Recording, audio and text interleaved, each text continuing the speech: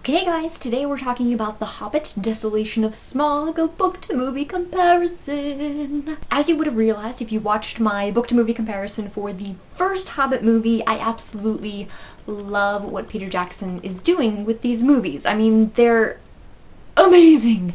I loved The Desolation of Smaug almost as much. I still loved it, but I preferred An Unexpected Journey for various reasons, mainly because the first one was more focused on Bilbo, and the second one wasn't as focused on him. I felt it was more focused on Legolas, Tauriel, Keely, and Thorin, and that Bilbo was just kind of there.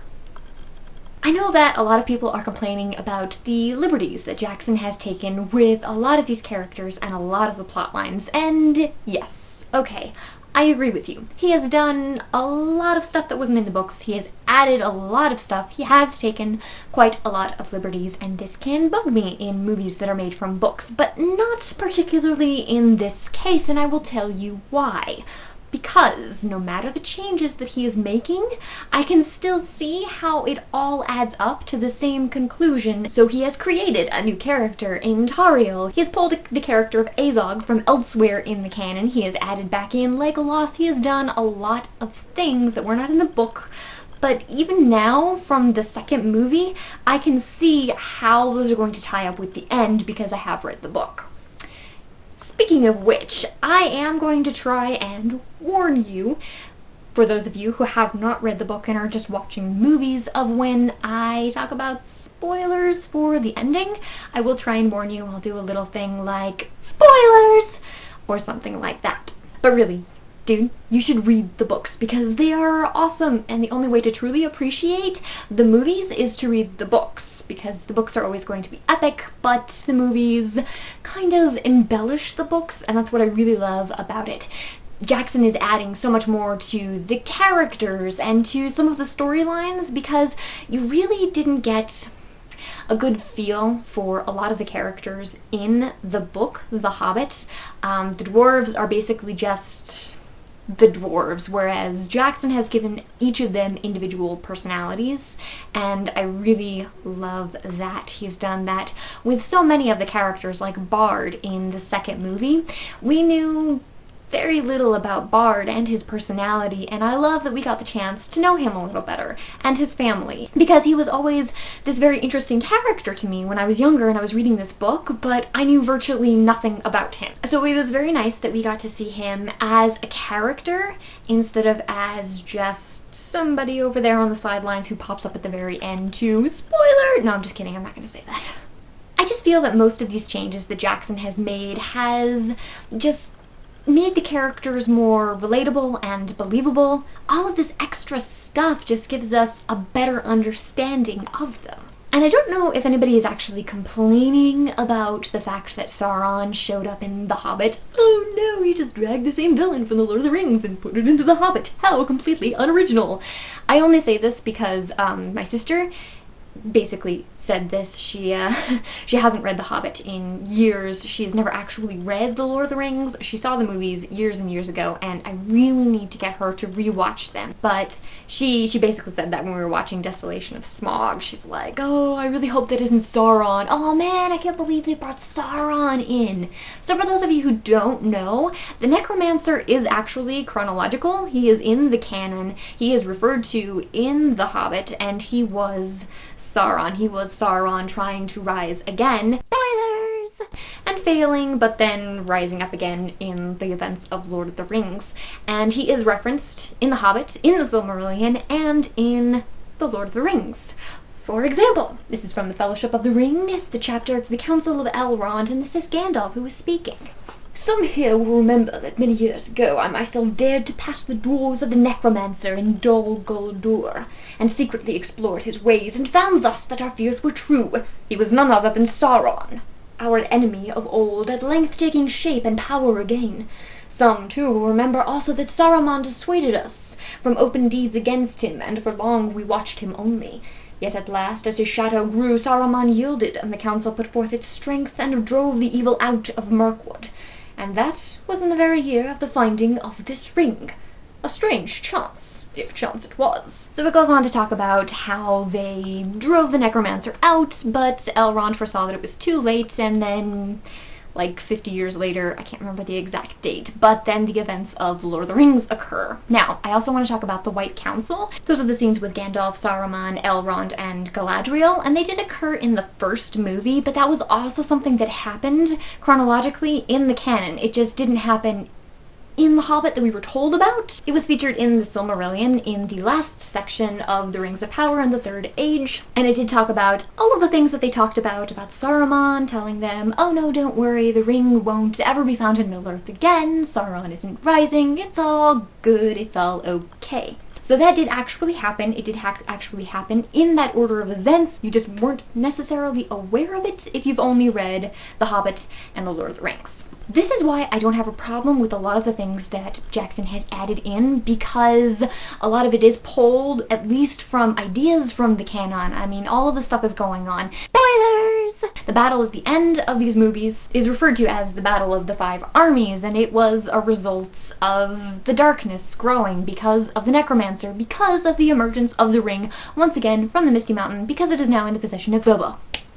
Which leads me to one of the only things that truly bugged me about the Desolation of Smaug, and that is that it focused too much on the ring. I mean, I understand it. It fits in the context because we have already all seen The Lord of the Rings. We know what is coming. We know about the ring. We know what it does to people. We know how it grabs onto their minds and it's this whole obsessive, possessive thing. What bugs me is that Bilbo, at this point in time, is not supposed to be aware of that. He's only had the ring for like a couple of months, and it's not technically active yet. I mean, later on, in the Fellowship of the Ring, he does have a problem letting it go over the years. He kind of figures out that there's something weird going on here.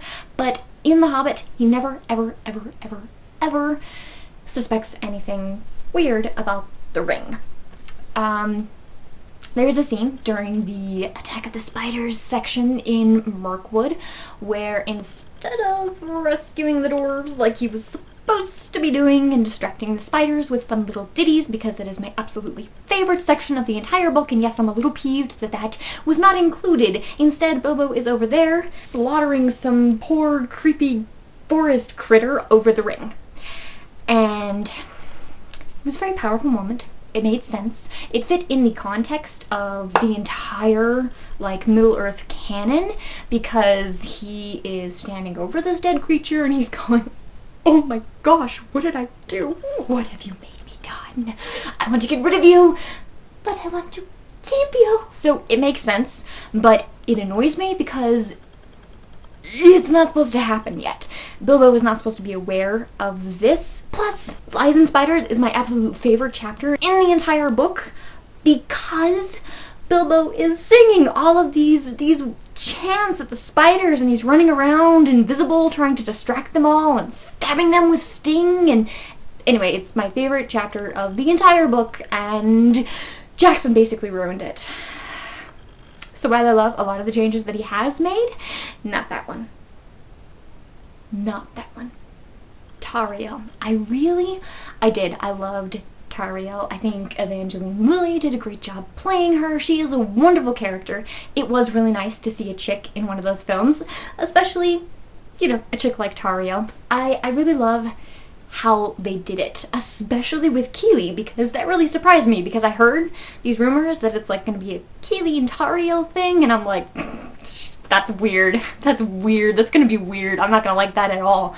But they were so adorable. I couldn't believe how incredibly cute just that whole section was. And that might not be what they're going for, but that's all I saw because it's adorable. And spoilers! It's going to completely break my heart. After the third movie, I predict that I will be a complete wreck.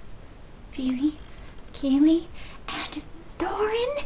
But now I want to know, is Tauriel also going to die? Because you know what? If Tauriel and Keely die, like, in a blaze of glory, like, together, that might ease the pain a little. Not much, but a little.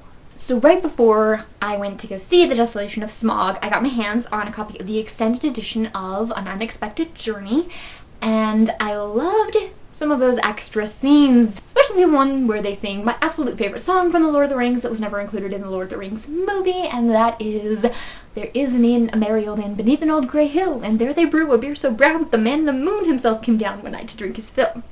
So I was really glad to see that one, but the one that made the most sense was the beginning scene of King Thranduil. I think I'm saying that right. Can I just say the pie maker? Will everybody understand that if I just say the pie maker? Anyway, with King Thranduil and the king under the mountain, Thrain or Thror. I can't remember which one it was, but one of the dwarf kings, basically. And they're still at Erebor, and the elf king comes to visit, and they say, "Oh, look at all of these beautiful white gems. It's a whole chest full of them," and they present them to Thranduil. And Thranduil, it says in the books, is a lover of beauty, and he loves beautiful things. So he's like, "Oh, look at these white gems. They're beautiful white gems. I must have them." So he reaches out for them, and nope, you can't have them. And they take him away. So that is why Thranduil is not on the best of terms with a lot of the dwarves. I'm thinking it's probably part of the reason why he didn't help him when the dragon was there, even if he says it's just because, you know, he doesn't like dragons. That scene helped make so much more sense of Thranduil, especially if you have not read the book, and now I'm completely paranoid that I am mispronouncing his name, so if I am, I apologize. That went a long ways to just kind of explain some of the differences between Thorin and Thranduil, because Thorin witnessed this scene, and he kind of went, "Oh, that was such a bad move, Grandpa. We are still going to pay for that." And so now he is paying for that, but he still blames it all on Thranduil. So that helped. That's also the reason why Thorin is kind of imprisoned, because basically Thranduil wants some gems, and that was where that scene was in the beginning of the extended edition of An Unexpected Journey. Wow, I babbled a lot, I'm sorry. This is why I write out scripts instead of just talking. Speaking of Thranduil and dwarves and imprisonment, I loved that Gimli reference that Legolas made. It was awesome. I loved it so much. Mutant Goblin turns into his best friend later on, so that was a great reference to everybody who loves the movies or the books or anything, so I loved it. Gimli, awesome. One other thing about some of these changes Jackson has made that I am uncertain of, and I say uncertain of because I haven't quite decided, because I won't decide until I see the third movie, and that is the fact that they are claiming the Arkenstone drives people crazy. That it basically puts this mad lust in their head, and they will do anything for gold. They say that's what happened to Thorin's grandfather, and I am uncertain about this because I feel like this is being used as an excuse for Thorin's behavior at the end. Spoilers! He locks himself in the mountain and refuses to acknowledge that anyone else deserves a portion of the treasure for, you know, like slaying the dragon. In the book, this is all a result of his stubborn pride. He does it to himself. It is his own hubris that he creates these problems at the end. It's Thorin's flaw. It's his character flaw. And while they've shown him struggling with this, with Thranduil, with Elrond, even with Bard and his own dwarves in the second movie, like kicking Keeley out because he's injured. I get it, you don't want to take an injured dwarf with you, but they made it seem very prideful. I feel like attributing this madness to the Arkenstone itself is cheating Thorin out of facing his personal demons. I'll see how it goes in the last movie, but I feel like the book attributes Thorin's faults to himself. He is the person to blame for a lot of the things that go wrong because of his stubborn pride, but the movie is trying to take that blame and put it on the Arkenstone. They're trying to excuse some of Thorin's behavior because of this madness for the Arkenstone. That is where I see this going. They're kind of taking away Thorin's accountability and putting it onto a rock. And yes, I know that they have been showing Thorin's pride throughout the movie, but I still feel like it's taking away a good deal of his character development, his character flaws, about a part of him that makes him Thorin Oakenshield, King Under the Mountain, and it bugs me.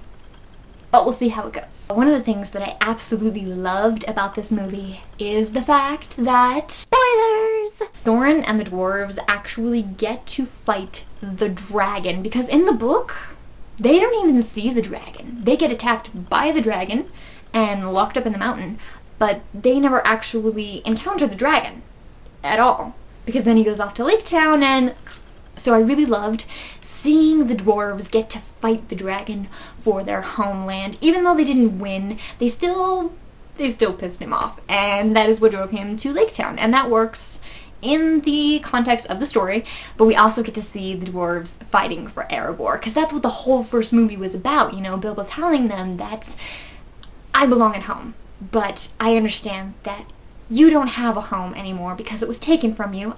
I'm going to help you take it back. So this was the culmination of that. This was the dwarves and Bilbo trying to take back the home that was taken from them. And I loved seeing that because we aren't going to see that again. There was one scene that I absolutely loved. It would make a perfect poster. I don't know why it hasn't been made into a poster yet. And this is during the dwarves fight with Smaug. And Thorin is standing on the tip of Smaug's maw, like right where the mouth comes, and Thorin's just standing there, and he's staring down at the dragon, and the dragon is staring up at him. That would have made such an epic poster. I mean, can you imagine that for like the teaser trailer? I don't know why they didn't use that, because oh man, that moment had like my heart pounding. I loved that scene. I would hang it on my wall right here next to my map, but I haven't seen that poster yet. So, one last thing, I'm just really curious to see how the third movie progresses, because we've got the dwarves, Keely, Feely, Bifer, or is it Bofer? I can't believe I can't remember his name. Anyway, we've got the dwarves and Tario in Lake Town as Smaug is on the way. I'm wondering if this is when they're going to kill Feely and Keely, which I really hope not, because they're supposed to be up on Erebor helping Thorin fight for his mountain. It's gonna be weird for Keely because, yeah, he's, you know, basically in love with an elf right now. And it's gonna be like a backwards Romeo and Juliet kind of thing if Keely goes up the mountain. So I'm really curious to see how they turn that around. Also, we've got Legolas running down Azog. Ooh. And the dwarves are in the mountain. Hurrah! So I'm really curious to see how the third movie progresses, just because of where it was all left. I am especially curious about Tario and those three dwarves being in Lake Town. That is the most curious thing for me. I love that Bard is going to have some help trying to fight off that dragon. And again, I love Bard and the storyline that he's been given. That everybody blames his family and his great-grandfather for not killing the dragon when he had the chance. Also, I just want to say, where's the thrush? They're probably going to use that in the third movie, but the thrush that overhears the conversation about the weak spot in Smaug's armor. Alright, I'm starting to ramble, so I'm going to sign off now. I loved the Desolation of Smaug movie. Not quite as much as An Unexpected Journey, because it focused more on other characters than just Bilbo. So, I can't wait to see the third movie. I would love to hear what everybody else thought of it. And I will see you guys next Wednesday. I don't know why I do the finger guns. It's just, I should start doing jazz hands instead. I will see you next Wednesday.